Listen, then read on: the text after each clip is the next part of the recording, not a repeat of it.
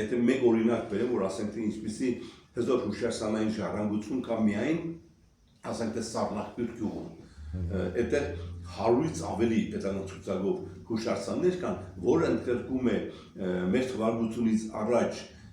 հզորագույն ուրեմն հուշարձանային ժառանգությունը, միջին դարեր եւ ժամանակակից դրանց միայն մի օրինակը որ ներկայացնեմ, դա Գրիգոր Լուսավորչի ճգնություն ապրած Քարանձավի արկայությունն է, որ ասում են ժողովրդական լեզվով զաղա, որի հրաշագործ ջուրը, բուժիչը հասկանում եք դա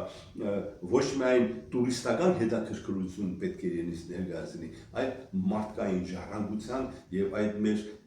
հզորագույն ավանդույթների հետ կապվելու, գիտակցելու, շփվելու այդ կենարար ջուրը խմելու համար։ Սա մեկ, այդպիսի հզորագույն հուշարձաններից է նաեւ ասենք թե մենք շատ ենք լսել կամ ասենք թե երբեմն դուք էլ գնացել եք ասենք թե Գյումրիից դեպի Արտիկ քաղաք, Արտիկի շրջանը, Արտիկը նույնպես հզորագույն մշակութային ժառանգություն է ընդգրկում Հարիջով, բայց ճանապարհին երբ գնում ես Խորոն գյուղի մասին եմ ասելու, Խորոմից դուրս ես գալիս, այդ փոքրիկ ցախի վրա լճակ կա, աջ հատվածում, եթե մեքենան կանգնեցնեք եւ մի փոքր սարի վեր բարձրանաք, կզարմանաք, որովհետեւ կհանդիպեք ուրեմն համարյա 4000 տարվա պատմություն ունեցող Բերտա քաղաքի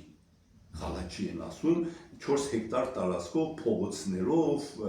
բնակարանների արդեն պեղված շենքերով, գրքի մեջ կա գնայեք, էլ չեմ ասում զոհասեղանով եւ զարմանահրաշ